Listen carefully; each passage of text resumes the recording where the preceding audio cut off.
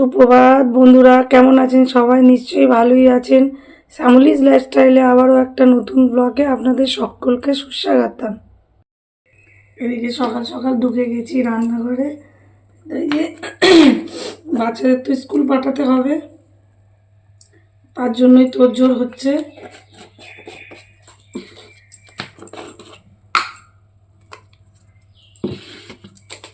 আর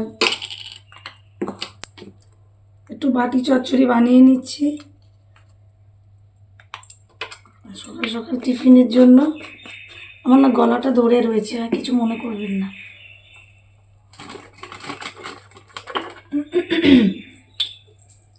হঠাৎ দেখছি গলাটায় কথা বলতে কষ্ট হচ্ছে।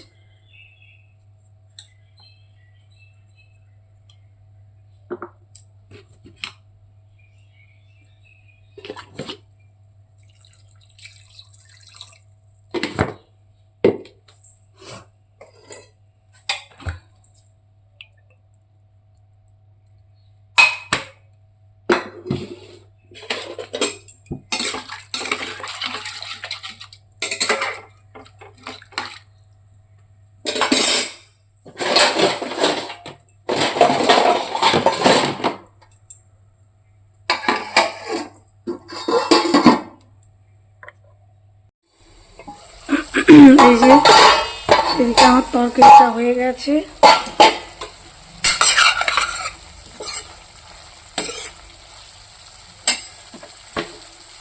এটা একটু শুকনো শুকনো করলেই বেশি ভালো হয়।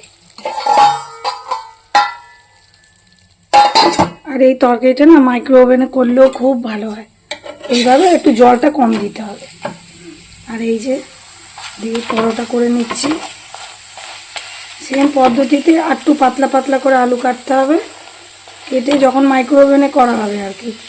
আর অল্প করে জলটা অল্প পরিমাণে দিতে হবে, একদমই অল্প দিয়ে মাইক্রো ওভেনে যদি করা হয় না, বাটি চচ্চড়ি আসে।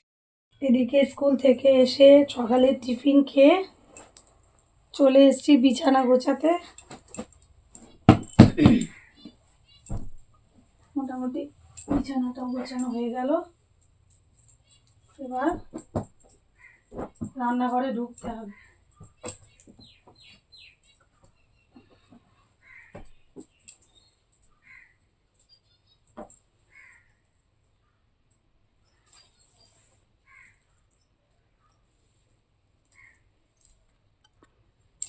এদিকে কতদিন ভিডিও দেওয়া হচ্ছে না বন্ধুরা, অনেক দিনই হলো। অনেক গ্যাপে গ্যাপে আমার ভিডিও যাচ্ছে, কারণ এখন তো আবার এই পরীক্ষা চলে আসছে, তো ওই জন্য একটুখানি আমার উপর প্রেশার পড়ে যাচ্ছে আর কি।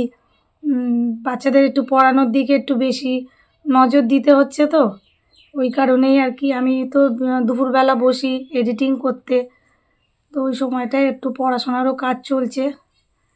তো সামনেই পরীক্ষা আছে, ওই জন্যই অনেক দেরিতে দেরিতে আমার ভিডিওটা যাচ্ছে। এখন চেষ্টা করব যে রোজ রোজ দেওয়ার, মনে করি জানেন তো যে রোজ রোজ দিই।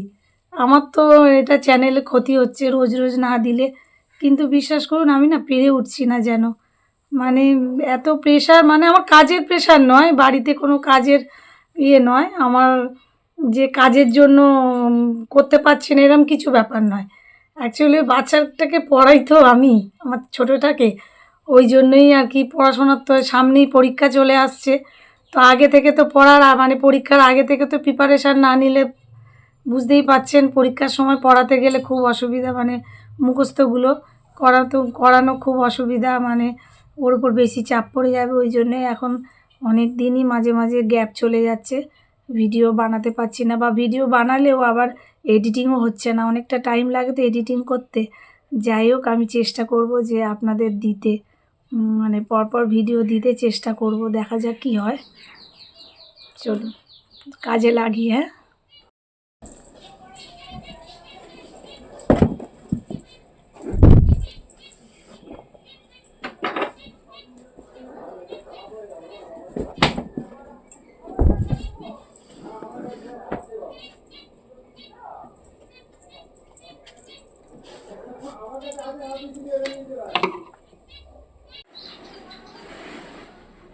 অনেক দিন বাদে আমি অমলেট করে আজকে ডিমের ঝোল বানাবো। অনেক দিন খাইনি, খালি সিদ্ধ সিদ্ধ খাই, ওই জন্য মানে সিদ্ধ করে তরকারি করি, নাহলে তো ডিমের কারি বানাই।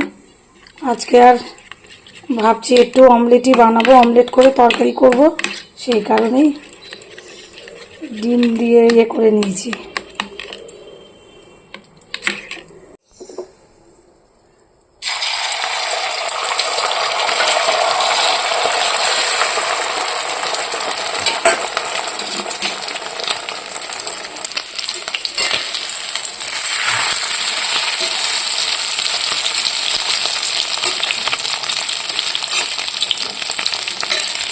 আগেকার যখন আমরা ছোট ছিলাম তখন কিন্তু বেশিরভাগই এরকম একটা ডিম দুটো করা হতো।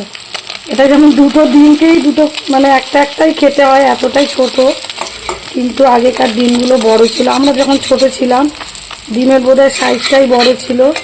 আমাদের কিন্তু অর্ধেক করে ডিমের মানে ডিমের তরকারি করতো, ডিমটা অর্ধেক করে, সেটা কিন্তু খেতে ভালোই লাগবে। আর এখন এত ছোট ছোট ডিম হয়ে গেছে যে একটা ডিম রান্না করলে আর হয় না, এতটাই ছোট ডিম হচ্ছে।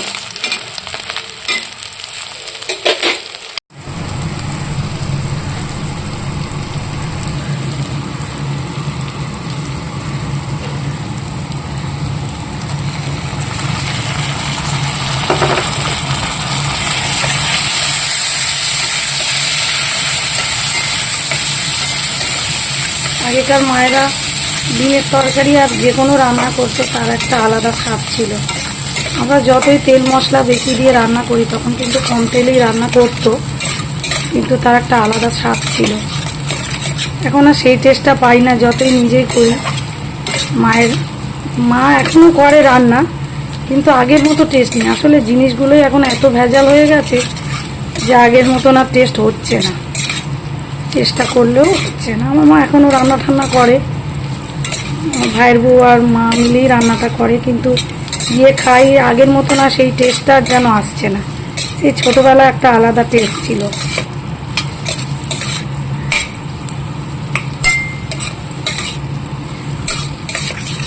আসলে ছোটোবেলার দিনগুলোকে স্মৃতিচারণ করলে বেশ ভালো লাগে, তো মনে পড়ে সেগুলো।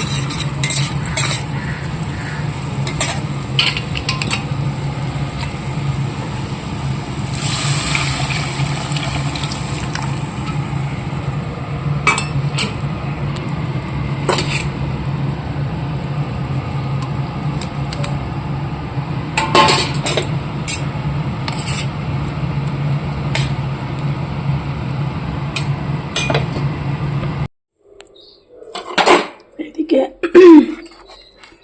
রান্নাবান্নাও শেষ, এদিকে খেতেও চলে এসছে হাজবেন্ড।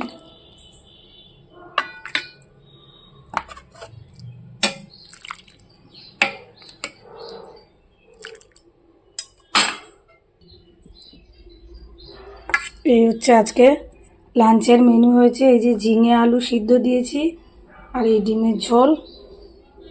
তো চলো বন্ধুরা, tata, bye bye, see you again. আবার দেখা হবে নেক্সট ব্লগে। টাটা।